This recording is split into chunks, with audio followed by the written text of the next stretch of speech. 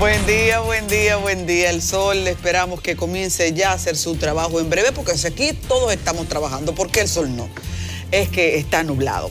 Y eso hay que aprovecharlo también porque a cada día le toca su propio brillo. Buenos días, equipo, buenos días.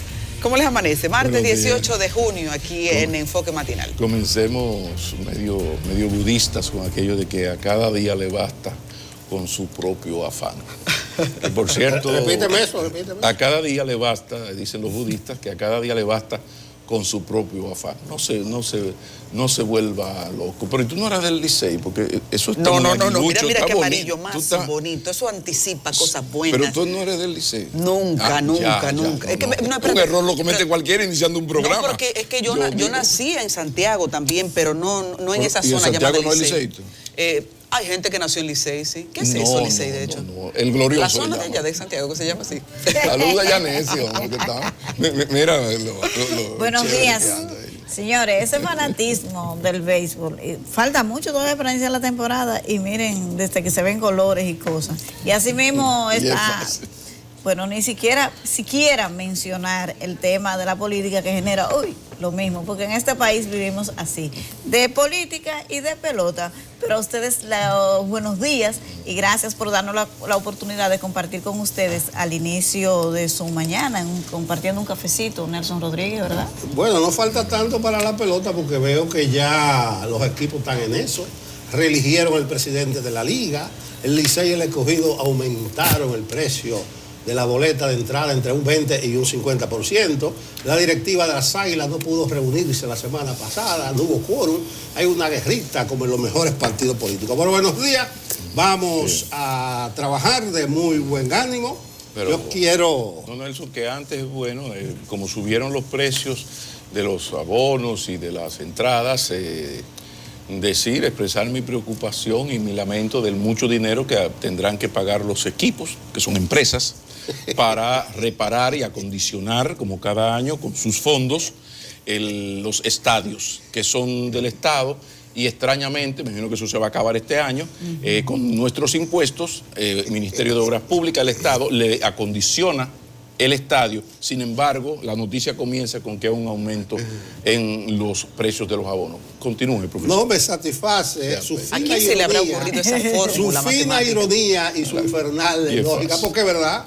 Entonces, el Estado, nuestros impuestos le arreglan los estadios, le hacen de todo. Bueno, allá la gente tiene también un fino olfato. Y es mala, la gente es mala. Cuando dice no voy por play, no voy para el play. Entonces, hay una puñalada trapera comenzando, o a 4 meses, 5 meses antes de comenzar la temporada. Una intervención que son prácticamente dos posturas de principio. Señores, recuérdense que Venezuela hace semanas que no suena, uno se olvida por rato de la situación de los venezolanos, pero es casi la misma que meses atrás. Lo que pasa es que ahora está cambiando la correlación de fuerza, la realidad. Los amigos norteamericanos de Estados Unidos, de Norteamérica, no les salieron las cosas como lo planificaron en un principio con esa gran ofensiva y se ha calmado, pero sigue el sufrimiento, siguen los constreñimientos humanitarios en Venezuela, pero parece que el tema salió de agenda. Nosotros aquí fijamos posición, nos opusimos a la manera como se estaban haciendo las cosas, nos opusimos a esa ayuda humanitaria como quería hacerse, politizada y para tratar de derribar a Maduro presentándolo como el malo de la película. ¿A dónde voy?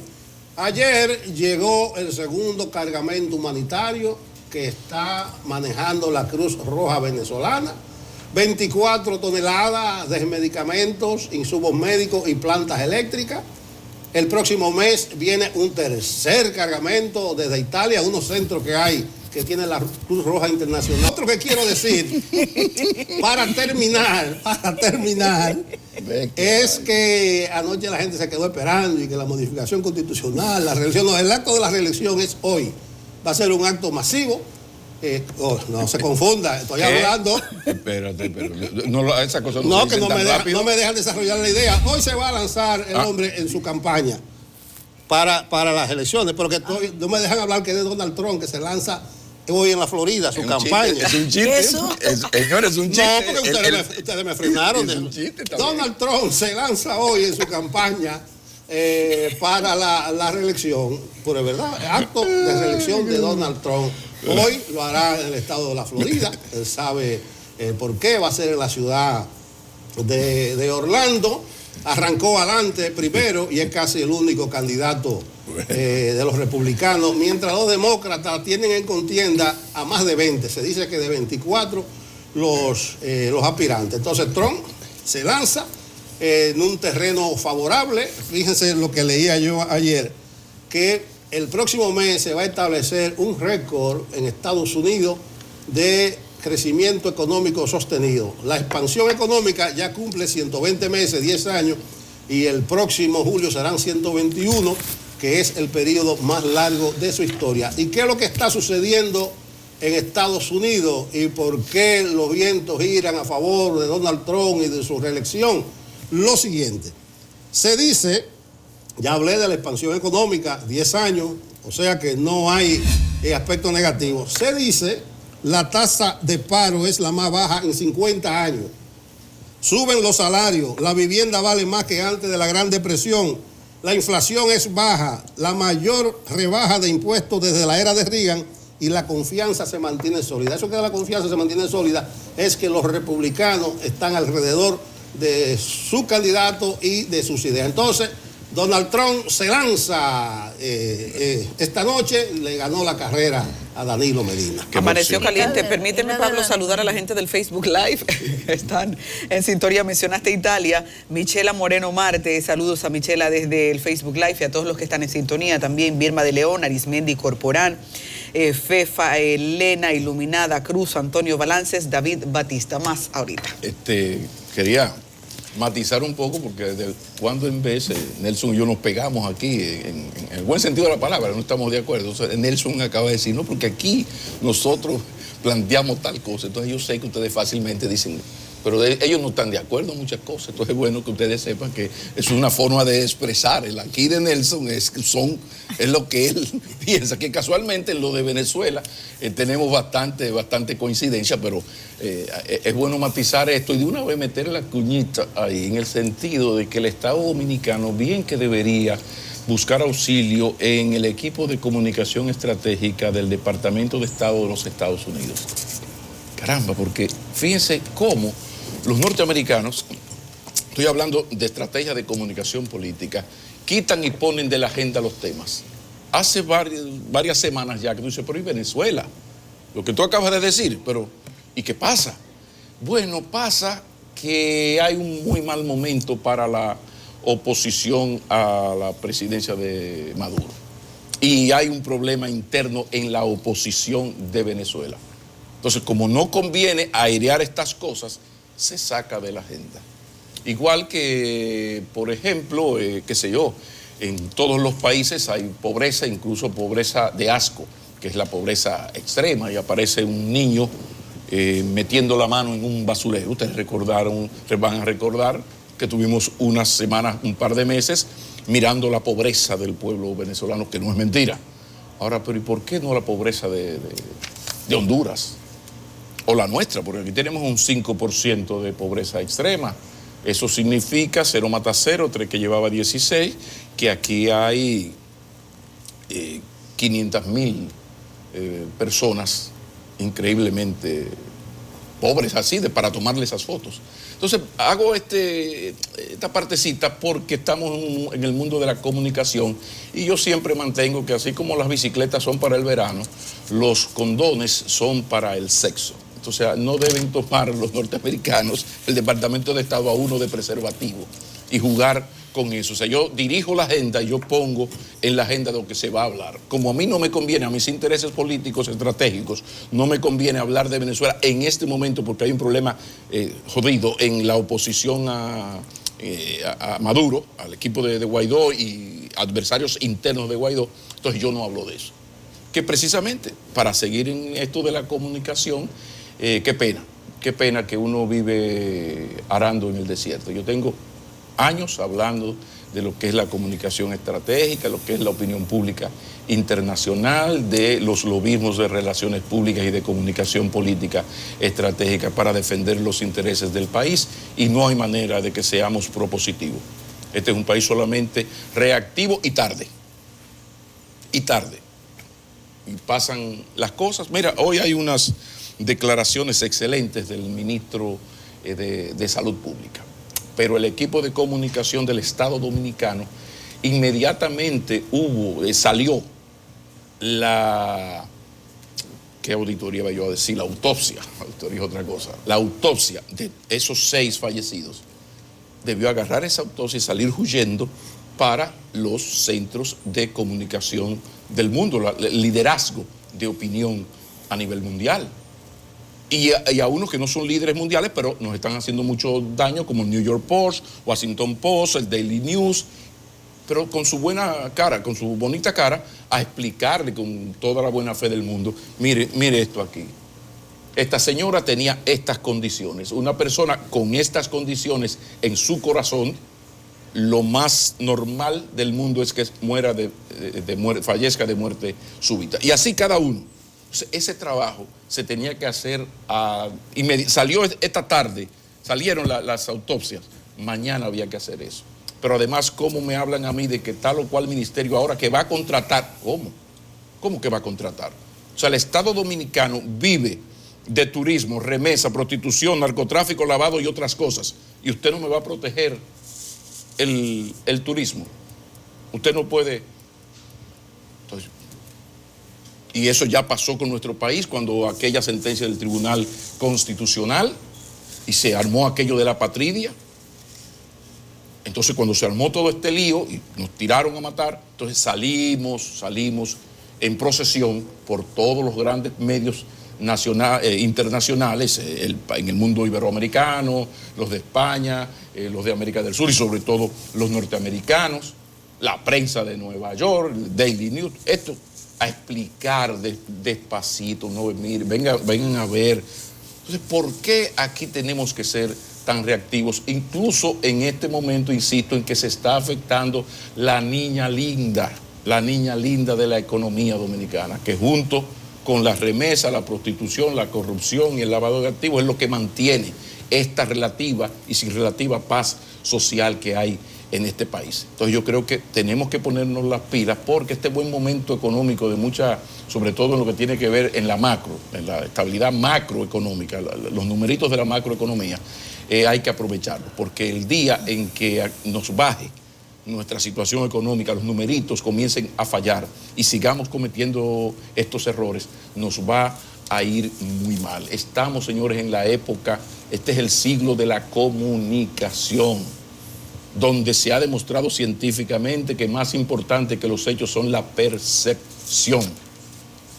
Y si el pueblo dominicano está convencido de que el país se está acabando en términos de seguridad ciudadana, usted puede mostrar, como muestra, y es verdad, que han disminuido los números de homicidios, que ha disminuido, sí, pero yo tengo miedo. Entonces lo que está pasando con el turismo dominicano es demasiado grave, porque son medias verdades y nada es más útil para mentir que las medias verdades, porque las mentiras absolutas se desmontan muy fácilmente. Ahora, cuando hay medias verdades, entonces hago el llamado otra vez al Estado, en sentido general, de presidencia para abajo, a que le demos mayor importancia a nuestra política de comunicación internacional, porque nos está yendo mal y todavía quedan cosas peores, porque el caso de David Ortiz ya pasó de la prensa nacional y del interés nacional a la prensa estadounidense y al interés estadounidense de las agencias estadounidenses, DEA, FBI, que esa prensa norteamericana es implacable e investiga y encuentra incluso lo que no existe, incluso. Entonces, vamos a ver qué vamos a hacer con esta situación que se nos está presentando, mientras tú, Yanesi, nos habla un poco de ese PLD que quiere acabar con la vida y la salud mental de nosotros, porque así no podemos, Yanesi. Bueno, echa una mano, porque así no fue que hablamos. Ay, no, Pablo, pero yo pienso que ayer fue bueno. Sí, pero y el desgaste.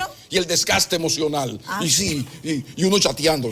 Todavía queda hasta el 22 de agosto. Chateando. Quedan 40, ¿cuántos días? Va esa. Bien, señores, ayer el Comité Político del Partido de la Liberación Dominicana volvió a reunirse y en lugar de humo negro hubo humo blanco. Se esperaba humo negro, que sería más o menos la ruptura, pero no fue así. Resulta que ya los PLDistas nos tienen acostumbrados a hacernos creer que el mundo se va a acabar y no se acaba nada, aunque no sabemos todavía, porque hasta que el presidente Danilo Medina no hable sobre el tema de la reelección presidencial, lo que va a hacer, si finalmente será habilitado, cuál sería el mecanismo de un acuerdo de unidad al que se podría abocar el PLD si pretende ir unido y retener el poder en el 2020. Pero ayer el tema neurálgico era el relativo a la reserva de las candidaturas de un 20%. Ustedes saben que eso había generado muchísimo debate, se decían muchísimas cosas, una fábrica de rumores con relación a qué haría el sector del presidente Medina, que tiene mayoría en los organismos del PLD, en el caso del comité político así también lo consagra, pero finalmente lo que hizo el PLD fue reservar a sus aliados la cuota de poder que tienen ahora. Es decir, esos rumores de que iban a reservar no sé cuántas diputaciones al Partido Revolucionario Dominicano, principal aliado del PLD, con la finalidad de que diputados PRMistas que votarían a favor de la reforma constitucional para habilitar al presidente Danilo Medina podrían garantizar su plaza en el PRD, no pasó, al menos que en el PRD entonces vayan a quitar los suyos para dárselo a los que vengan, y eso no parece lógica en la política. Finalmente fueron 22 diputaciones las que se reservó el PLD. De esas 22 son 17 para el PRD. Las demás la ocupan partidos aliados como el PRL, el BIS, el MODA, creo que el Partido Popular Cristiano, y 2 senadurías. Solamente la senaduría de la Altagracia, que es del amable Aristi Castro, y la senaduría de Cotuí, Sánchez Ramírez, que la tiene ahora el PRD. Por tanto, ese tema de la reserva queda despejado, pero independientemente de que esa cantidad de espacios que se reservaron a los aliados, queda todavía mucho del 20% de la reserva que el PLD dijo que haría uso de eso. Para el próximo sábado, lo que ese partido tiene que comunicar a la Junta Central Electoral son las demarcaciones, no los nombres de quienes presentará finalmente, que eso queda para el 22 de agosto. Otro tema, al PRD se le reservaron también en el nivel municipal todo lo que conserva ahora, 30 alcaldías y 47 directores de distritos municipales. No sé, pero me luce que eso podría generar muchos disgustos a lo interno del PLD, porque ya hay muchos dirigentes que prefieren ir por esas alcaldías, y ya en el 2016 no se le permitió producto del acuerdo con el PRD, y ahora, por ejemplo, en Santo Domingo Oeste, que es Francisco Peña, tiene muchísimos años dirigiendo esa alcaldía y ganó de nuevo en alianza con el PLD. Hay varios candidatos de ese partido, dirigentes de ese partido, que aspiran a ir en la boleta morada. Eso no se permitirá. Por tanto, es posible que el PRM pueda nutrirse de una cantidad importante de dirigentes disgustados. Digo yo, pienso yo que podría suceder eso, pero también las regidurías. En el nivel municipal es que podría generar mayor inconveniente el tema de las reservas en el partido morado. El PRM, según fuentes extraoficiales, le reservó las diputaciones a sus 50 diputados. La comisión ejecutiva de ese partido se reúne hoy, pero al parecer que no todo el liderazgo de esa organización está de acuerdo con toda la reserva. Pero sí, quien domina la estructura de esa organización, que hasta ahora es Luis Abinader. Habría que ver, pero no creo que puedan no le genera mayores inconvenientes eso al PRM, en el sentido de que son 174 plazas. Reservar 50 que tienen ahora, habría espacio para llevar los candidatos que aspiren a ocupar plazas en el Congreso Nacional a través de la Diputación. Así que ya se va despejando un poco el panorama. El PLD le reserva todos los espacios a sus aliados, no hay nada adicional para el PRD según lo que se dijo. Estos datos no fueron dados a conocer en la rueda de prensa, que quede claro. Simplemente se dijo que se va a reserva con los aliados y las primarias, todos los PLDistas van a primarias. Por tanto, la propuesta que hizo el sector Fernández de que se reserve a los senadores, a los diputados, eso siquiera fue discutido y la decisión fue que vayan todos a primaria a buscarse sus votos. Bueno, lo que quiere decir que no le aprobaron ni siquiera discutieron formalmente la propuesta de Leonel Fernández. Hay que hacer esa lectura y que lo decidido es lo más democrático, que vaya todo el mundo a batirse en primarias. Ese humo blanco nosotros lo vimos ayer en la mañana aquí, decíamos que probablemente se circunscriba la reunión al asunto de la cuota y el informe de la Comisión Nacional Electoral que complacieron a Pablo Macchini, tumbaron eso de la cuota de inscripción de 300.000, de tanto, aunque el PRM sí mantiene su cuota que van entre 2.000 y 300.000 pesos. Entonces le hace bien lo ocurrido anoche, que usted puede confundirse porque el rancho sigue ardiendo. Ustedes vieron a Reinaldo Pared, nunca, y lo digo sin ánimo de sorna, había visto yo a Reinaldo tan despejado, tan sonriente y tranquilo en la rueda de prensa posterior a la reunión del comité político. Hasta hacía chiste, le preguntaron por la reforma y él decía, ¿cuál reforma? La policial. Bueno, todo el mundo sabe que es la reforma constitucional. Invirtió mucho tiempo explicando cómo procede esto porque no se conoce mucho del procedimiento. Cuando digo que no nos confundamos es que hay que seguir con los ojos puestos en el Congreso Nacional, porque lo dicho ahí, si bien piensa uno, bueno, hasta el 22 de agosto tiene Danilo para decidirse o para inscribir su candidatura, ya se ha establecido que una reforma a la Constitución, por los plazos que ella misma establece, se llevaría varias semanas. Hay gente que habla de 2 meses y hasta de 3 meses.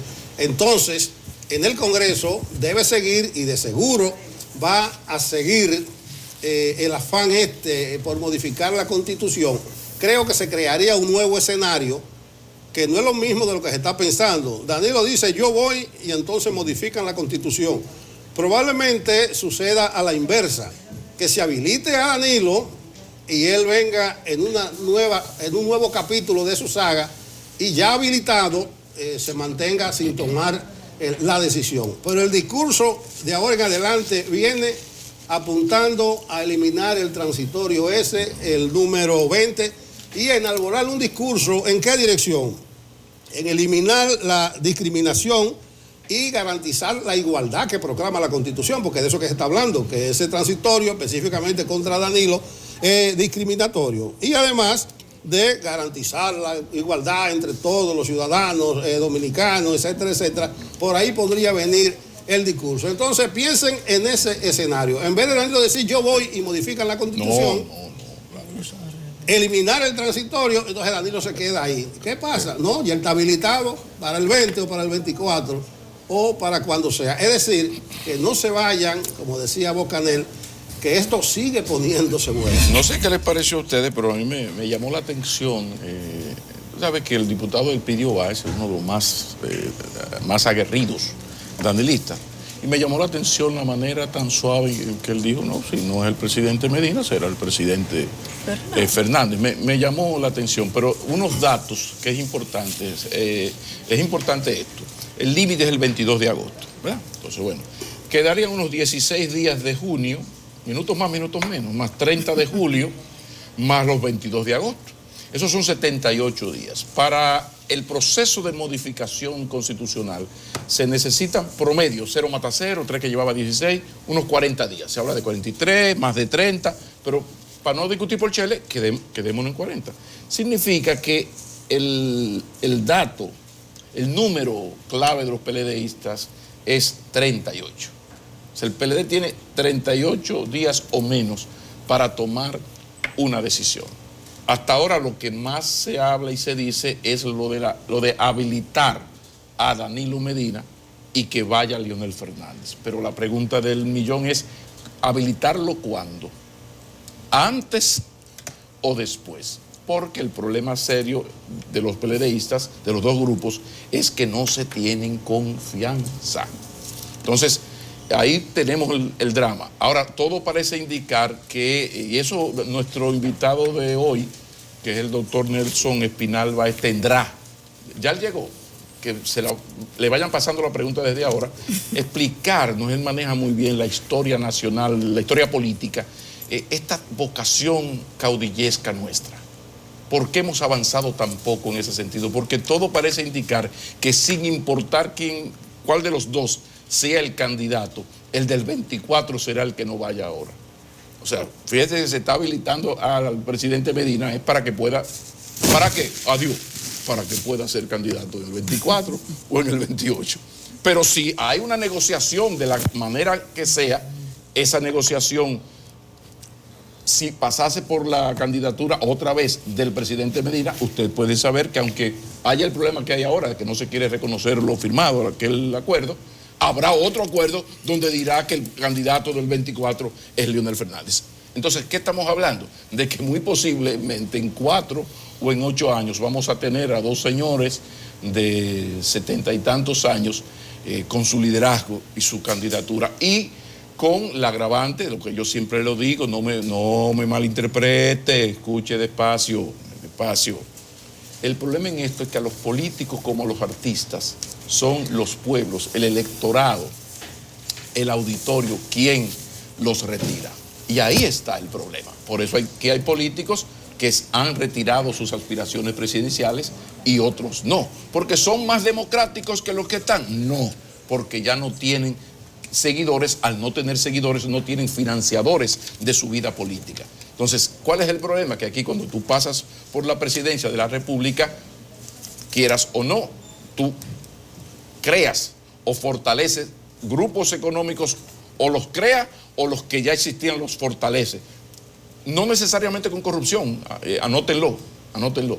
Entonces, estos señores que han sido presidentes, pues tienen eso que no tienen los demás, amén de su carisma, su trabajo político, su buena gestión de gobierno, porque por ejemplo el caso de lo que estamos viviendo aquí en términos de programas sociales con el presidente Medina, la clase media no lo entendemos muy bien, nosotros clase media baja hacia arriba no lo entiende muy bien, pero al pueblo dominicano cuando tú le hablas de jornada escolar de tanda extendida, estancias infantiles y una serie de cosas, la cobertura de SENASA, por eso el gran rechazo, el hartazgo hacia el PLD es de esta clase media, amplia clase media. Pero hay un trabajo en lo social que se han hecho muchas cosas que no se habían hecho nunca jamás. Entonces vamos a ver en qué termina todo esto, pero Nelson Espinal Báez tendrá que explicarnos por qué el país corre el peligro, es un decirlo del peligro, de que en el 24 o el 28 hayan unas primarias en el PLD que enfrente a Medina y a Fernández. Bueno, la decisión de Danilo tiene que darse temprano. O sea, el artículo 33 de la ley de partido prácticamente lo inhabilita a él, porque dice que el candidato o precandidato tiene que cumplir con todos los requisitos establecidos en la Constitución y las leyes. Y la Constitución dice en su transitorio 20 que él no puede. Entonces, habría primero que modificar la Constitución y luego él toma la decisión. Entonces, por eso yo hago el jueguito esto. Probablemente el escenario no sea yo voy y modifiquen, sino modifiquen y yo digo después si voy. Ahí mantendrá el PLD las expectativas. Una pincelada al final del caso de David Ortiz. Ayer dije que voy a esperar y sigo esperando lo que vayan a decir la Procuraduría y la Policía, que prometieron para esta semana que van a decir los autores materiales, los intelectuales, el móvil y una narrativa completa de los acontecimientos. Pero están surgiendo informaciones, ya se habla de la persona que pagó el dinero, un tal Alberto Miguel Rodríguez Mota. O sea, un venezolano, o sea, pero él recibió el dinero, o sea, no quiere decir que él fue el autor intelectual. Entonces hay que esperar, porque ahora yo me confundo. Por ejemplo, ya hay 10 con medida de coerción y según lo que dicen la Procuraduría y la policía, están persiguiendo a otros 5. O sea, 15 personas, por eso es un micromeeting prácticamente. ¿Y qué acto de sicariato es eso? No. Yo creo que la policía, las autoridades tienen que revisarse. Porque 15 personas para un acto de sicariato, los que hemos manejado algún poquito de información de estas cosas, eso no se hace así. Además, a mí, yo prefiero la película de vaquero, porque tú ponerme ese muchacho de que es el autor intelectual de esto, la verdad es que sí. ¿En qué va a terminar todo esto? Uno lo que lamenta que en medio de todo esto esté la figura nacional, un símbolo nacional como atleta y como ser humano y sobre todo la solidaridad social como David Ortiz. Pero esto pinta muy feo y empeorando. Sí. ¿Ya llegó el doctor Espinal? Con el desafío ¿sí? de alimentar la necesidad de credibilidad de ese caso. Señores, vamos a una pausa y cuando regresemos tenemos un filete porque el doctor Nelson Espinal Báez es un abogado consultor con una experiencia en el ámbito internacional de más de 20 años y es especialista en asesorar mediaciones de conflictos públicos. Yo no sé por dónde ustedes lo van a coger porque son tantos. Así que no se pierda este filete que en breve tenemos en el próximo bloque.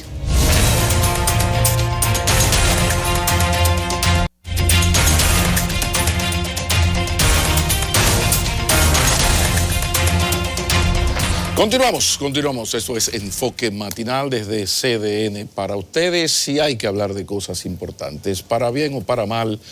Lo de nosotros los dominicanos en la política y la pelota y entrando lentamente el fútbol. Ahora no vamos a hablar del béisbol, falta mucho para octubre, pero vamos a hablar de política y sobre todo de lo que es la ideología política, la práctica política en la República Dominicana que nos ha llevado a donde estamos. Este país tan especial, como decía el doctor en filosofía Cuquín Victoria. Qué bueno que nos visita un abogado especialista en resolución de conflictos con una gran experiencia y, como yo decía, un gran conocimiento de lo que es el pensamiento social y político de la República Dominicana. El doctor Nelson Espinal Báez está por aquí. Bienvenido, Gracias, mi señor. Un placer.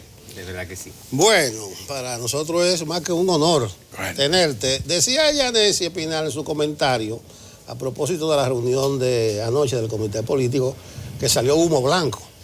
Pero eso no quiere decir que habemos candidatos. Eso quedó pendiente. ¿Cómo tú ves la situación del PLD? Y comienzo no solamente por la reunión del comité político, por reciente, sino que para el futuro en democracia, ese partido es determinante y así parece como que hay una división montada. Mira, antes de iniciar el intento de respuesta a tu pregunta, yo quiero decir que hay en este momento 3 grandes instituciones en conflicto.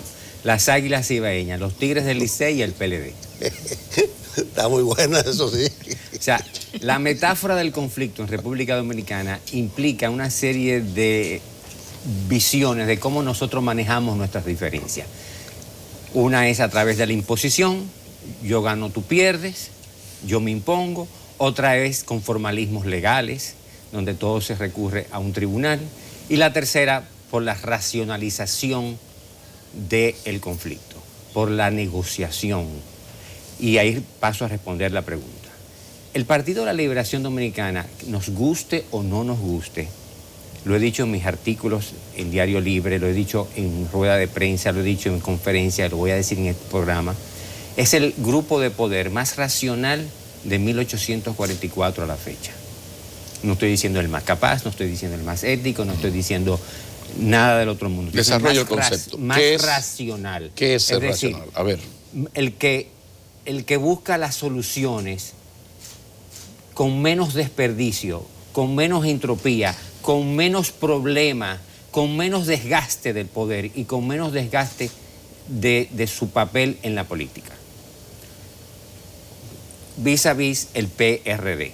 vamos a analizar. El PRD durante siglos, durante decenas de años, manejaba sus conflictos. Y que conste, mi padre fue senador del PRD y fue procurador general del PRD y yo me di en el PRD. O sea, estoy haciendo un análisis real de la situación. El PRD, por el contrario, manejaba sus conflictos en forma altamente irracional. Había demasiado desperdicio, había demasiado encontronazo, demasiado sillazo, demasiados problemas. Perdía el partido, perdían los candidatos y perdía el país. Es decir, la fórmula con que manejaban sus diferencias promovieron el mismo nacimiento del PLD, promovieron el BIS, promovieron la creación del hoy PRM, es producto de esa división. Es decir, mientras la tradición de los partidos en República Dominicana ha sido la irracionalidad para manejar sus diferencias, hay que reconocer que los PLDistas tienden a manejarse hasta hoy, no sabemos qué va a suceder mañana, hasta hoy han sido altamente racionales en manejar sus diferencias. El elemento diferenciador, ¿por qué ocurre eso con el PRD, que son PRDistas que pasaron a otro partido? Y también ahí mismo te lanzo la otra pregunta, ¿no se estaría llegando ya al final de esa racionalidad con este enfrentamiento tan terrible, tanta maíz del play, como dice uno popularmente? La respuesta sería la siguiente. Bueno, es posible esa situación donde llega a su término la capacidad racional de manejar su diferencia. Porque por primera vez en su historia hay un expresidente y un presidente en funciones, un presidente viviendo su presidencia, el poder omnímodo que significa en Dominicana ser presidente, enfrentado. O sea, es una prueba de fuego que tienen. Pero para responder la primera parte de tu pregunta, es porque el PLD es la negación del PRD. Desde su concepción en el 1973, los PLDistas se asumieron ontológicamente como la negación de todo lo que fuera el PRD. De hecho, la famosa frase de Euclides Gutiérrez Félix, que dice que en el país no caben dos PRD y que el grave peligro de ello es convertirse en otro PRD. PRD, como ya hoy como metáfora, ¿no? Porque no es el partido vibrante que durante muchos años fue. Pero ese es el punto. Ellos se concibieron, Pablo, y a los televidentes, como la negación del PRD. De modo que vamos a hacer, dirán ellos, vamos a hacer todo lo contrario a lo que hacía el PRD para manejar nuestras diferencias. Sin embargo, eso lleva la conversación a un punto peligroso. El éxito electoral, los éxitos electorales del PLD tienen que ver con el abandono de Bosch, su ética, su práctica política y el tomar la práctica política de Joaquín Balaguer. Por consiguiente, el PLD de hoy tiene que ver poquito, casi nada con los métodos de trabajo de aquel partido, con la ética radical, psicorrígida incluso a veces del profesor Bosch, sino que está más cerca de ese pragmatismo de puta madre del doctor Balaguer. Esto puede ser un elemento que lleve al PLD a que ahora sí es verdad que... Por favor. Mira, el pragmatismo es la forma... A ver, el pragmatismo versus el dogmatismo. El pragmatismo es más fácil manejar las diferencias que con dogmatismo. O sea, no necesariamente esa ecuación los lleve a la irracionalidad. Lo que sí es un agravio para la sociedad dominicana es que ese pragmatismo haga que se olviden del pueblo dominicano, de las grandes necesidades del pueblo dominicano, y vamos a decir las cosas como son. En este conflicto, en esta situación conflictiva, ¿dónde están los intereses del pueblo? ¿Dónde está la sociedad dominicana? O sea, la persona de a pie, la persona que toma dos sistemas de transporte a las 5 de la mañana para llegar a su trabajo a las 8, ¿dónde está esa persona? Sus problemas. No, hay dos poderes enfrentados. Unos que dicen que es constitucional, que usted pueda ir habiendo usted sido presidente 3 veces, o sea, y otros que están dispuestos a modificar la Constitución a sangre y fuego y dinero. Entonces, ¿dónde queda la sociedad dominicana en este conflicto? Ahí venimos. El problema del pragmatismo va a venir en el olvido de la sociedad dominicana y en el olvido de las grandes aspiraciones que dio nacimiento al Por eso PLD. me tiro de pragmatismo de pura madre. O sea, porque hay un pragmatismo positivo, inteligente. El de pura madre. El que se olvida de para qué yo quiero el poder. Yo quiero el poder para ufanarme, o el poder por el poder, o para hacer transformaciones. Continuar la obra de Duarte, como dijo don Juan. Bueno, tocayo, esa racionalidad peledeísta no contribuye que en la acera del frente hay poca cosa. Me refiero a una oposición dispersa que no se cohesiona alrededor de una consigna coherente. ¿Cómo tú valoras la oposición política de República Dominicana? Mira, la oposición política se está recomponiendo a partir de la división del PRD. Hay que reconocer que el Partido Revolucionario Moderno ha hecho un gran trabajo. Se ha estructurado a partir de dos liderazgos, uno tradicional de don Hipólito Mejía y uno emergente, ya no tan emergente, que tiene una posición bastante fuerte, de Luis Abinader. Hay otros liderazgos naciendo, Faride, el senador de Puerto Plata, el amigo Paliza, la misma Carolina, ¿no? Carolina. O sea, desde mi punto de vista, el PRM está construyendo un proyecto político importante. Pero fuera del PRM, lo que se llama alternativo, como Guillermo Moreno, etcétera. No, mira, lamentablemente fuera del PRM no veo la posibilidad real de construcción de poder todavía, de proyecto de poder articulable. Lo vimos con el proceso de Marcha Verde, por ejemplo. Marcha Verde fue un proceso ciudadano, inicialmente ciudadano. No fue un proyecto, no nació como un proceso antigobierno, nació como una necesidad ciudadana de transparencia, de cero corrupción, de no impunidad, de que ricos, pobres, clase media, clase alta, clase baja, marcháramos por una sociedad más transparente, un Estado de Derecho y un sistema judicial que realmente administre justicia. Pero ¿qué sucede? Ese mismo sectarismo de esos grupos fue llevando el proceso, ese y otros más, a la típica construcción, a la típica no construcción de poder y articulación de poder, sino a la queja. Yo siempre he dicho que esos grupos de izquierda en Dominicana no se ven sin su sufrimiento. Para ellos la política es el martirologio, para ellos la política es la pena, es el dolor. No pueden concebir la construcción de un proyecto de nación, de un proyecto de poder, en base a la fe, a la alegría, a la solidaridad con el pobre, por supuesto, pero al verlo desde esa visión ontológica negativa, triste, martirológica, que no son nada sin su sacrificio y sin su sufrimiento, destruyen proyectos de poder. Eso es lo que explica que vivan tan atrapados en el pasado. Atrapados en el pasado, o sea, en la culpa, en el miedo, en el otro es el responsable de todos los males. Siempre hay un otro responsable. Entonces la política y el liderazgo político necesita responsabilidad como co-construcción de una realidad. Ahora, la sociedad dominicana, la sociedad política en especial. Pablo, tengo entendido, Nelson, que tú vienes de las izquierdas. O sea, pero es buena persona, ¿eh? No, al contrario. Buen al amigo, contrario, esa es la virtud, que puedas comprender lo que estoy diciendo, porque no necesariamente es la ideología de la izquierda, es la ontología con que se monta, la ontología, la manera de ser con que se monta esa ideología. Y es destructivo, no atrae, no tiene sex appeal. Yo no quiero estar con estos niveles de dolor. Bueno, aquello de que hay gente que le va mejor llorar por los que fueron que luchar por los que quieren ser. Entonces, y andan en este asunto. Pero, ¿y el caudillismo, Nelson Espinal Báez? Aquí hay una tradición caudillista, somos caudillistas, pero eso se ve no solo en la política, se ve en los clubes, pero una cosa del carajo, o sea, ¿de dónde nos viene?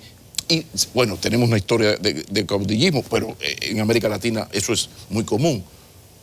Los franceses tuvieron a su Napoleón y sigo y no termino. Pero ¿por qué todos estos países dan el salto y hay una mejoría. Y de repente aquí yo decía que estamos con Leonel 96, ahora subió Danilo, y es muy posible, pero muy posible, que el candidato del PLD en el 24 o el 28 sea uno de ellos dos.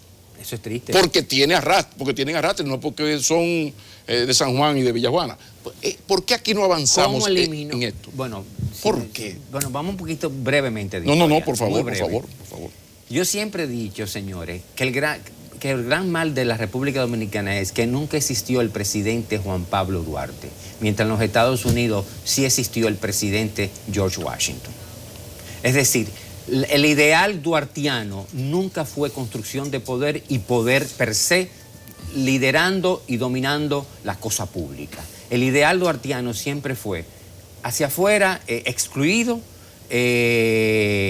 con vínculos con las mejores ideales del mundo, pero no fue poder. Entonces, la construcción de poder en República Dominicana no se realiza a partir de los ideales duartianos, se realiza a partir de los ideales santanistas, baicistas. Y se quedó como utopía. Se quedó como utopía. La utopía es lo que pudimos esto es imposible. ser. Esto es un utópico. Demasiado buena gente, un tipo que no mata a nadie. Mientras Washington, en Estados Unidos, que fue otro duartiano en el sentido ideológico del término, sí fue poder. Y no solamente fue poder, sino que después de 8 años de poder, cuando quisieron hacerlo rey, dijo, no, nosotros no luchamos para esto, nosotros luchamos para hacer democracia y a los 8 años yo me voy. Entonces se construye una visión de poder y de idealismo capaz de gobernar, capaz de dirigir la cosa pública, no fuera de la cosa pública, que es el problema dominicano. ¿Hasta qué punto en esto es importante el hecho de que comenzó con Duarte, entró Santana y desde siempre ha gobernado el sentimiento, el pensamiento conservador, al punto de que el PRD llega al poder cuando deja de ser el PRD, el PLD llega al poder dejando de ser el PLD en los brazos del doctor Balaguer, ¿quién lo diría? ¿No? Pero ahí está el fracaso del gobierno del profesor Juan Bosch, que era el gran proyecto liberal y nos lo partieron en dos. Pero también está Ulises Francisco Espaillá y también su proyecto. O sea, 7 meses ambos. Entonces, ¿hasta qué punto eso tiene que ver que esta es una sociedad muy conservadora, donde el sentimiento liberal siempre ha sido la utopía, pero que yo llego al poder al precio de dejar de serlo? ¿Por dónde es una sociedad conservadora? Lo es. Una sociedad conservadora, una sociedad caudillista, y sobre todo una gran inmadurez de los liderazgos políticos, porque lo quiero decir aquí honestamente. Es lamentable que el PLD se vea hoy en esa encrucijada, así como dije lo de la alta racionalidad y todo aquello, precisamente porque sus dos principales líderes no sean capaces de construir la famosa fábrica de presidente. Si construyen esa visión, no tuviera el pleito, no fuera un problema entre Leonel y Medina, fuera un tema entre Domínguez Brito y Margarita, y compitiendo nuevos liderazgos, que es la clave de estos procesos. Te tocayo, hará cosa de 5 o 6 semanas, la Junta Central Electoral estuvo al borde de la descalificación, una gran desconfianza, descreimiento. Es el órgano que va a organizar y administrar las elecciones. Erróneamente se habla del árbitro, ya no es el árbitro, ya organiza y administra. Pero hubo una movida inteligente, puso una reunión todos los viernes con los partidos políticos para involucrarlos en las decisiones. Está recuperándose la Junta. Esa decisión fue bien inteligente. A través de mi artículo la critiqué antes. La incoherencia, sí. Okay. Pero fue esa decisión a partir de los encuentros de los viernes, creo que ha ido sobrellevando su conexión con los partidos políticos, su conexión con el proceso político que están administrando. Y quiero decirlo, fue una decisión correcta, sabia y de concertación. Sentémonos con lo que van a competir y vamos a compartir previamente las decisiones y vemos qué cambio hacemos. Porque pasa lo siguiente, señores. Las personas creen que concertar es solamente un proceso de tomar una decisión y ya. No, es involucramiento. Es que si yo te involucro en el proceso de toma de decisión, tú te sientes que es tuyo y tú lo vas a defender. Yo puedo tomar una decisión hoy con Pablo extraordinariamente justa para los tres, pero como tú no participaste en ese proceso de concertación, tú puedes que la critique mañana en la prensa. Tú puedes que la critique en una rueda de prensa. Pero si yo te involucro, a lo mejor diferente, tú la vas a apoyar. Y esa es la gran virtud de esos encuentros los viernes. Es el involucrar a los actores políticos, a los que van a participar en la contienda electoral del 2020, en los procesos de toma de decisión. Pero eso fue muy sabio. Vamos a dar el salto a la política internacional desde la óptica del interés nacional. De repente, con la URSS vivíamos feliz. La vida era, como se decía en España, se dice, contra Franco vivíamos mejor. Entonces ahora usted dice que con la Guerra Fría vivíamos mejor, pues de repente usted ve un mundo multipolar, enfrentado a un lío China-Estados Unidos, pero China tiene su problema con Europa, Europa con Rusia, Rusia con Estados Unidos. En ese tablero, esto tan complicado, Siria como expresión de una especie de tercera guerra mundial no declarada, porque ahí participan todos los intereses globales. En medio de esa tolvanera terrible, esta media islita del Caribe, ¿cómo estamos nosotros ahora que tenemos estas relaciones con China, mantenemos esa dependencia de los norteamericanos? ¿Cómo tú ves a República Dominicana en este nuevo tablero, este nuevo ajedrez de la política mundial? Yo creo que fue inteligente y sabio que nosotros abriéramos relaciones diplomáticas con China. Sí. Pero como digo lo uno, digo lo otro. Pero fortaleciendo nuestros vínculos y nuestras relaciones con los Estados Unidos. O sea, no es uno en vez del otro, es uno y el otro. Y aprovecho la oportunidad para fortalecerme mis vínculos con los Estados Unidos, que es nuestro principal socio comercial.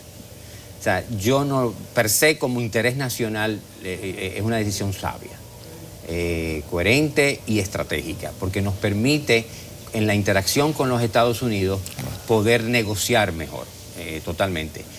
Pero a la vez decirle a los Estados Unidos, mira, yo abrí con ellos, pero yo quiero más contigo, Estados Unidos. Ojo, tanto en términos de comercio, como en términos de instituciones, como en términos de ayuda. Ojo, ahí está el detalle. Ahora bien, términos Siria, Estados Unidos, China. Wow. Mira, yo quiero para remontar al tema de la negociación tras bambalina que realizó en el año 62 a raíz de Bahía de los Cochinos. La solución de ese conflicto fue que Estados Unidos retiraba a los 6 meses misiles en Turquía a cambio de que los rusos, la Unión Soviética, no instalara finalmente los misiles en Cuba. Para mí, ese modelo de negociación es el que puede darse entre el eje Estados Unidos, Siria, Venezuela, respecto a China y respecto a Rusia. Que se dio con Ucrania. Exactamente. Yo te dejo tu zona, abusa por allá, que yo abuso por aquí. Para mí que puede darse, estamos en el campo de la especulación, por favor, en el campo del análisis a partir de las informaciones que uno puede leer. No estamos dentro en la Casa Blanca ni nada de eso. Pero a partir de esa negociación que te mencioné del 62, de la crisis de los misiles, el quid pro quo puede darse en el eje Venezuela, Irán, de forma muy eficiente para todos. Tocayo, yo tengo la suerte de tenerlo a usted como amigo. Y cuando hablamos, no aprende mucho, no se fija como los malos estudiantes. Tengo otro gran amigo, capaz, como el que más, Adriano Miguel Tejada. Y a veces discurríamos en la redacción de Diario Libre de la necesidad de incursionar en la política, gente íntegra, capaz, desinteresada. A veces hablábamos, bueno, tendríamos que formar un partidito nosotros, porque por ahí es que se progresa. Tú escribiste A través de la política, creo que fue a principio de mes. Sí. Muy ingenioso artículo, pero yo te pregunto, ¿no está tan desacreditada la política que no vale la pena ni mirar hacia allá? Mira, el artículo tenía 2 títulos. El primer título era A través de la política y el segundo era La importancia de la política.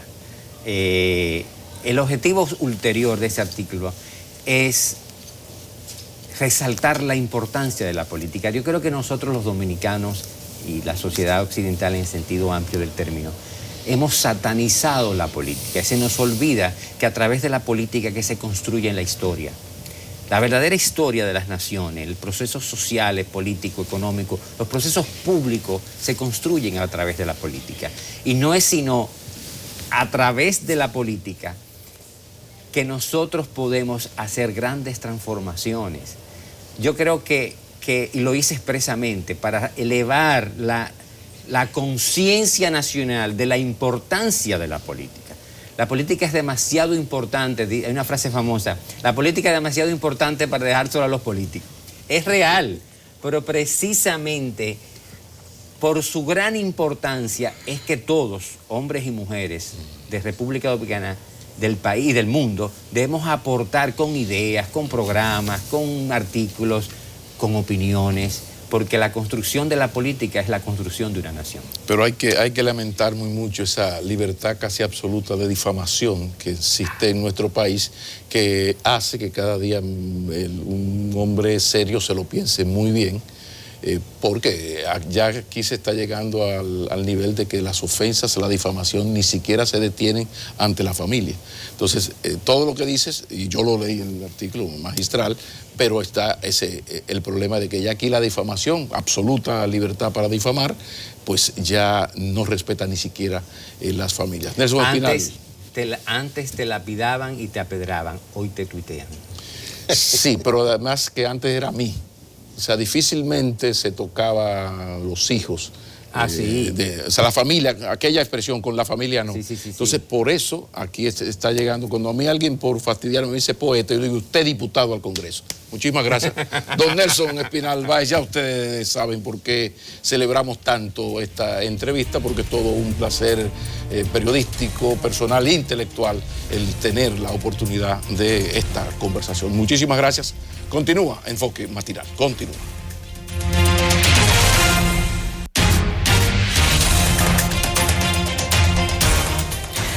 Bienvenida, porque de nuevo cada vez que abre un bloque el público se va moviendo, así que saludos especiales, la bienvenida a quienes están con nosotros sintonizando a esta hora.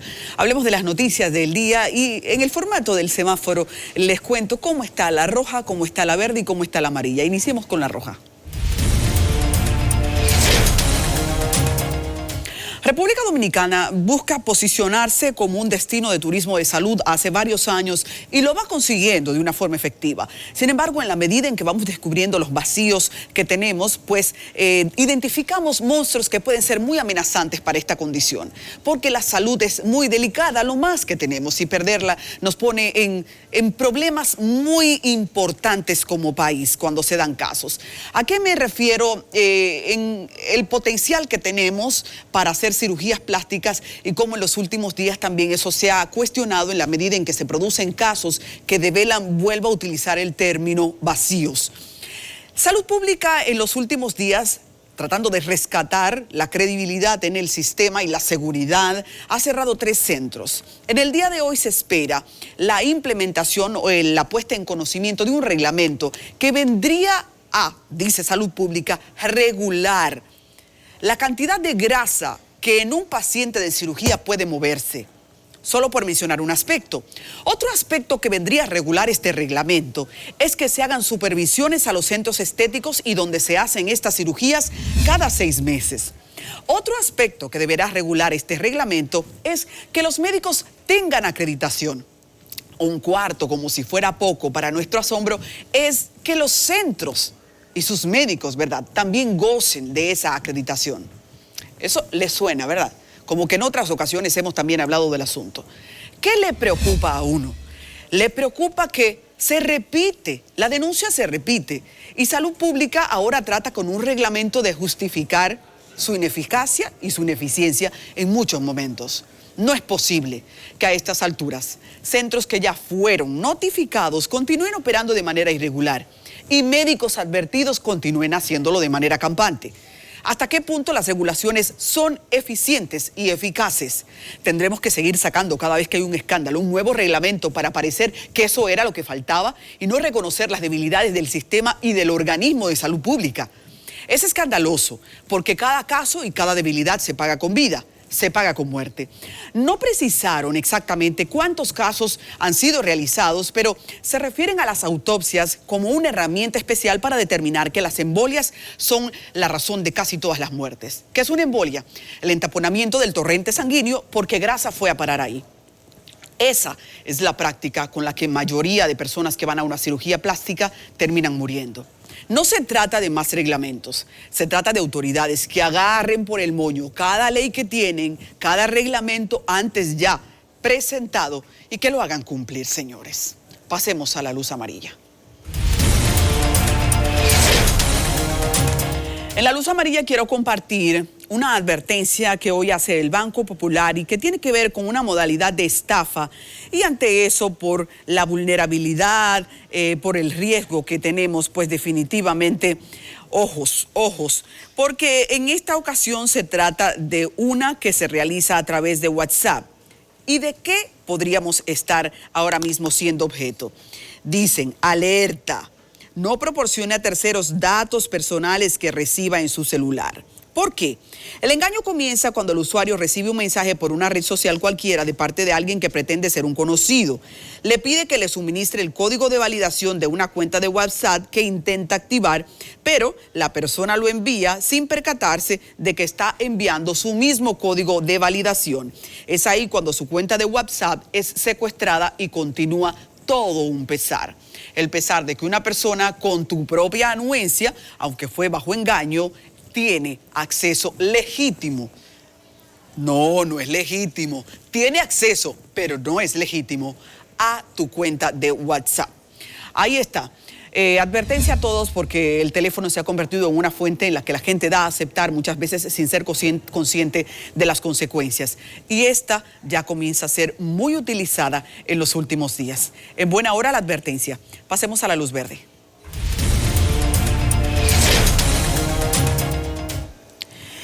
Ay, señores, lo del encaje legal tiene a la gente contentísima en los últimos días. ¿De qué se trata el encaje legal?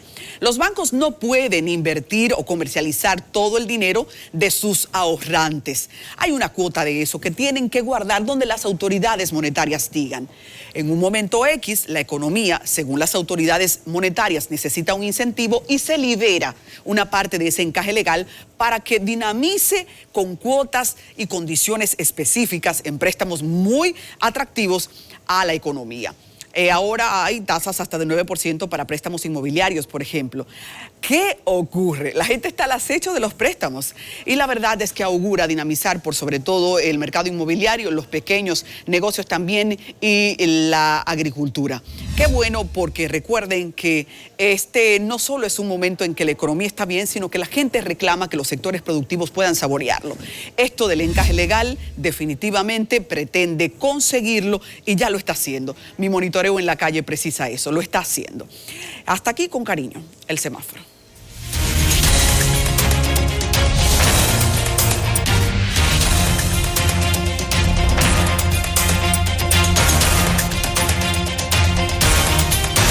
Buenos días. Ahora vamos a una entrevista en la que vamos a disfrutar mucho lo que vamos a hablar. Primero, porque ella es una dama.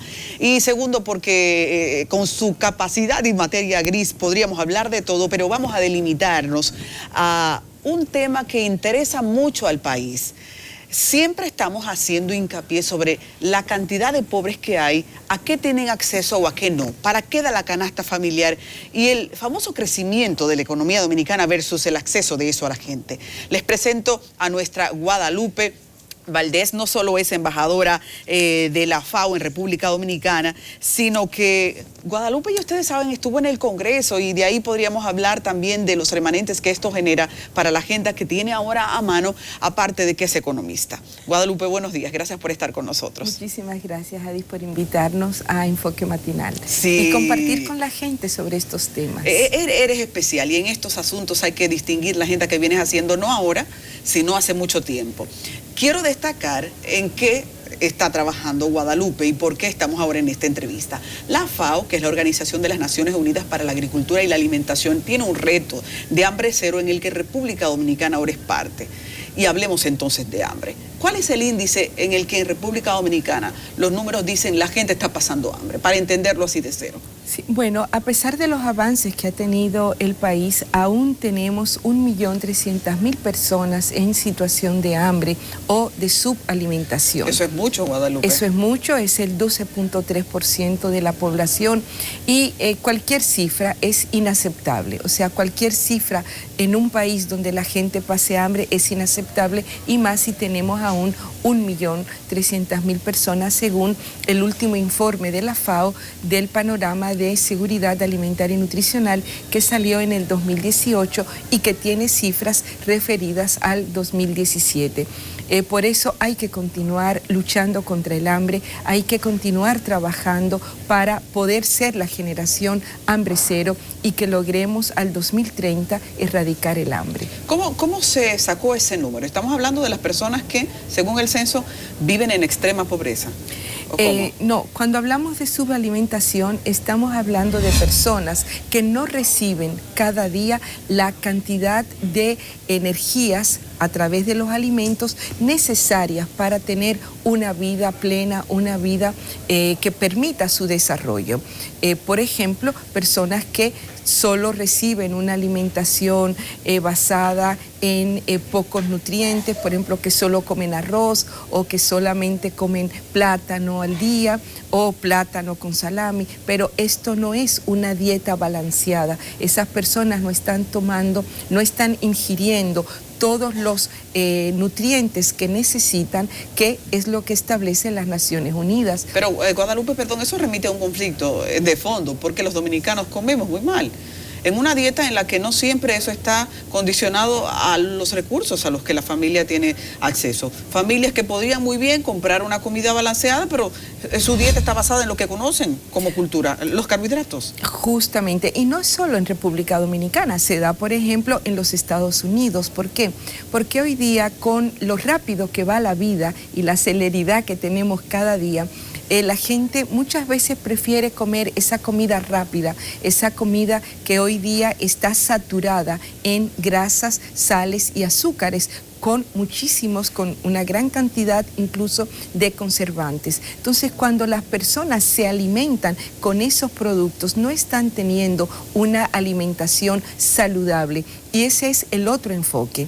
Hoy día, cuando hablamos de seguridad alimentaria y nutricional, no es solo consumir la cantidad requerida de alimentos, sino también la calidad de los alimentos que las personas consumen cada día, y por eso es tan importante el enfoque de la educación nutricional desde la primera infancia, desde que los niños están en 2, 3 años, que aprendan realmente qué es un alimento saludable, por ejemplo, que aprendan a comer vegetales, verduras, frutas, granos, porque muchas veces nos encontramos que cuando ya la persona es adulta no le gustan las verduras, no le gustan las ensaladas. ¿Por qué? Porque desde pequeño no tuvo ese hábito, esa cultura alimentaria, y eso tenemos que impulsarlo en el país. Quiero distinguir que Guadalupe, mientras estuvo en el Congreso, impulsó la aprobación de una ley en la que el Estado asumió el compromiso de una seguridad alimentaria. No obstante, sería interesante saber si eso ha promovido cambios. Y sobre un tema genérico ya discutido, hay que decir que una gran cantidad de niños que viven en extrema pobreza desayunan en la escuela pública, pero todavía ese es un desayuno que se critica por la falta de balance de nutrientes. ¿Ustedes se han acercado al gobierno? Bueno, primero, la ley 589-16 que se aprobó en junio del 2016, pero que duró 5 años formulándose en el Congreso de la República con amplios procesos de participación, es un gran logro para el país. Fue una ley, bueno, yo era diputada en ese momento, pero fue una ley que se aprobó a unanimidad, tanto en el Senado como en la Cámara de Diputados, expresando una voluntad y un compromiso político del país con respecto a la lucha contra el hambre. Después de esto, el país ha avanzado y ya tenemos ahora el plan de soberanía, seguridad alimentaria y nutricional para el periodo 2019-2022, lo cual significa que va a traspasar el periodo electoral del año que viene y es un plan de Estado, no es un plan que se corresponda solo con una administración de gobierno. Y esto es importante porque le da institucionalidad, pero le da también sostenibilidad a las políticas de Estado. En ese sentido, el tema de la alimentación escolar es sumamente importante, es una de las políticas públicas más relevantes para garantizar el derecho a la alimentación, sobre todo si el enfoque con el cual se brinda el alimento escolar en las escuelas es con un enfoque de derecho, ese derecho a la alimentación que tienen que tener todos los niños y niñas del país para poder alimentarse, pero además tener la capacidad de poder recibir el alimento del conocimiento. Entonces, el INAVIE, que es el Instituto Nacional de Bienestar Estudiantil, desde donde se maneja el tema de la alimentación escolar, ha estado trabajando e impulsando cómo cambiar la alimentación escolar, que ahora ya no es solo desayuno escolar, ahora es el desayuno, es la merienda, pero es también la comida de mediodía, porque ahora en muchas escuelas tenemos la jornada extendida.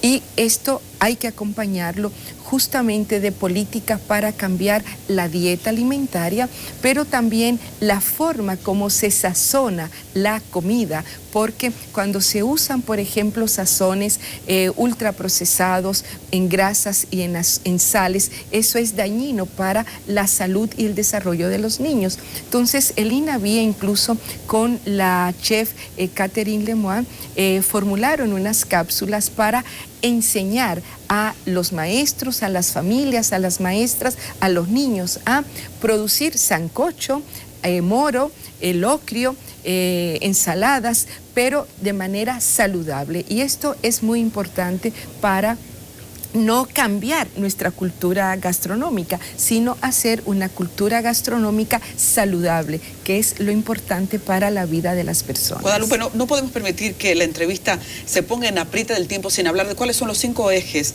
de Hambre Cero, porque es la manera en la que, de manera práctica, ya ustedes están conectando con los diferentes grupos de la sociedad para pasar del dicho al hecho.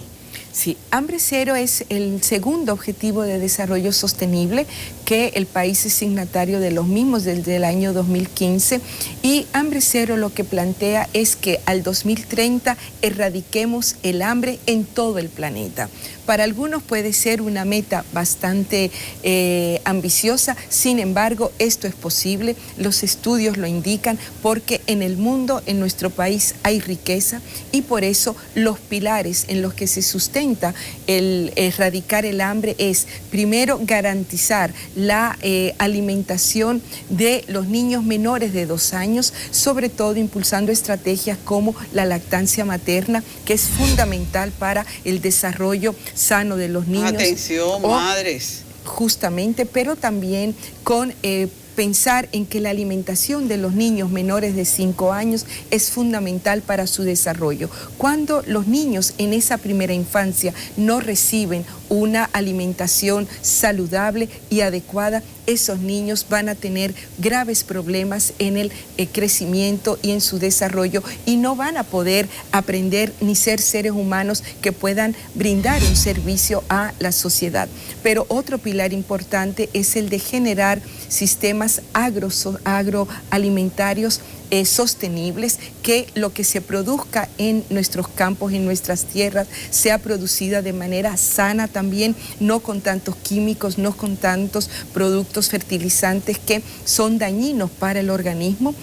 Otro es la pérdida y desperdicios de alimentos. Hoy, con lo que se pierde, por ejemplo, en los Estados Unidos, la pérdida de alimentos pudiera alimentarse a los 42 millones de personas que en América Latina y el Caribe pasan hambre.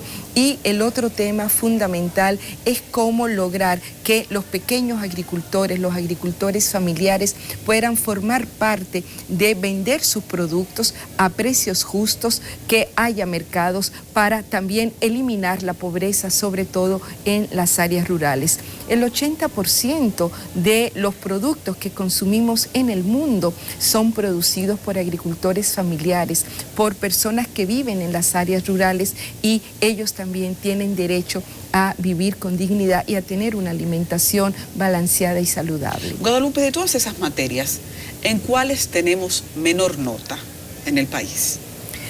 No, en el país estamos avanzando. Quizás un tema es, por ejemplo, la lactancia materna, que según la INDESA del 2013, a pesar de tener quizás una de las mejores leyes de América Latina y el Caribe, que es considerada como una ley modelo y se estableció en el año 1995, a pesar de eso, aún tenemos el 7% de lactancia materna, cuando la Organización Mundial de la Salud establece que en los primeros 6 meses de vida del niño tiene que haber lactancia exclusiva, porque la leche materna le va a dar al niño todos los nutrientes que necesita, le va a generar que su cuerpo desarrolle se inmunice para no tener enfermedades. Imagínate lo que significa en comunidades donde no hay agua, que hay que hacer un biberón o hay que buscar agua. Eso es lo que muchas veces genera que los niños entonces tengan diarrea y contribuye a que tengamos indicadores de muerte neonatal demasiados altos todavía. Entonces hay que articular las políticas para que realmente podamos bajar los indicadores, por ejemplo, en la muerte en los niños, en los infantes que mueren de menos de 1 año, pero también aumentar la lactancia materna, que es un tema fundamental. Hay instituciones como, por ejemplo, el VHD, como la Dirección de Impuestos Internos, la Cámara de Diputados, que han abierto lactancias. Las lactancias son espacios para que las mujeres que trabajan puedan lactar a sus hijos durante los 6 meses, como se dice, extrayendo la leche y guardándola para que cuando ellas van a trabajar puedan dejar a sus hijos tomando leche materna, y esa es una estrategia a 0 costo para el país. Guadalupe, muchísimas gracias. Despedimos así la entrevista. Guadalupe Valdés, tal como inicié, les repito, es embajadora de la FAO para República Dominicana, tiene una amplia agenda con el desafío Hambre Cero, que incluye a República Dominicana, pero es más que todo un programa mundial para erradicar el hambre. Guadalupe, gracias por estar con nosotros. Aquí las puertas abiertas para ti siempre. Muchísimas gracias a ustedes. Continuamos con la agenda de Enfoque Matinal.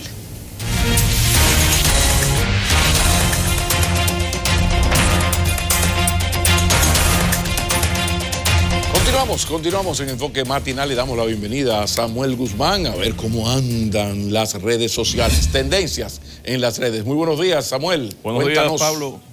Buenos días, Pablo. Buenos días, amigos de Enfoque Matinal. Bueno, Pablo, hay muchas cosas en las redes sociales. Yo quise comenzar con ese video que le mostró hace unos minutos Manuel Acevedo en Deportes, por el tema que hay aquí ahora mismo con República Dominicana, la inseguridad, que si bien es cierto que tenemos problemas como todos los demás países, también no es menos cierto que hay que bajar un poco la nota en cuanto a exagerar lo negativo del país. Y miren ustedes, una de las naciones que se encuentra entre las más seguras del mundo, no dicho por este servidor, sino por diferentes estudios, ¿no? Todos los rankings la sitúan entre las más seguras del mundo.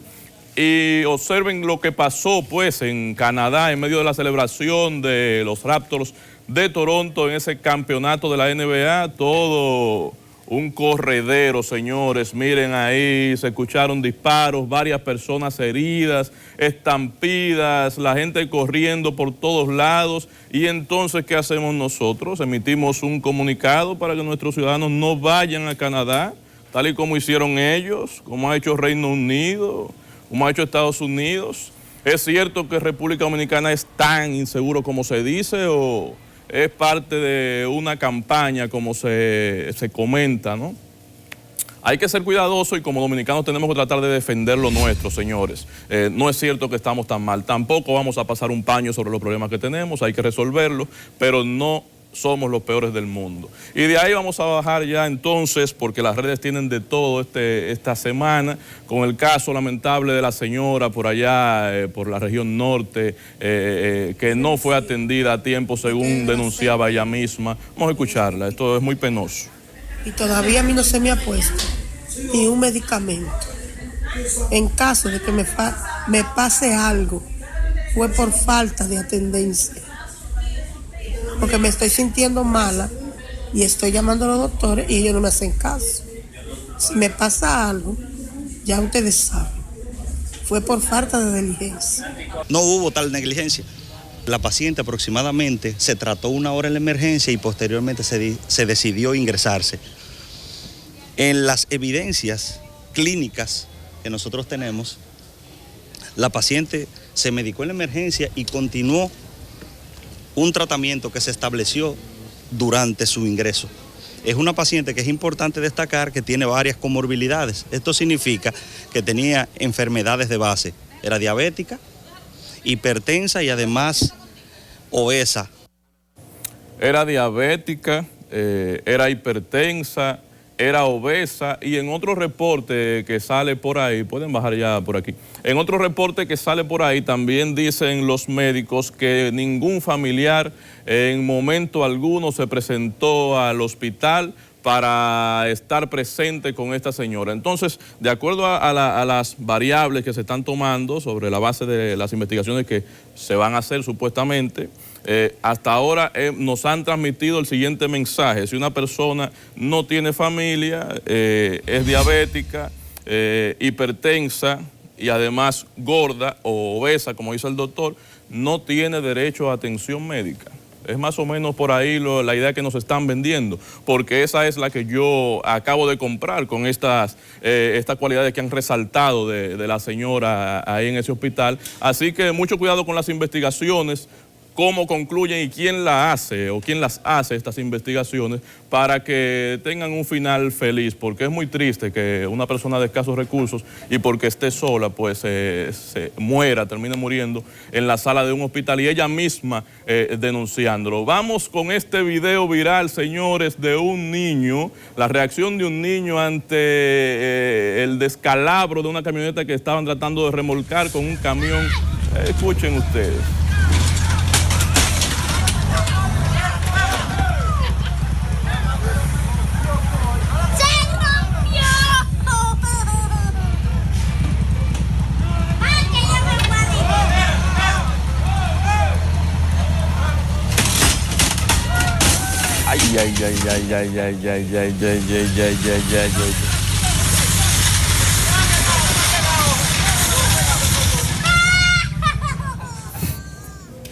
Miren cómo ese muchachito celebra eso, Dios mío, a la inocencia. ¿Dónde está el niño? Ahí viene el niño, ahí viene el niño. Ay. Ahí viene el niño, por ahí. Mire la carita del. Ay. En esa esquinita ahí viendo.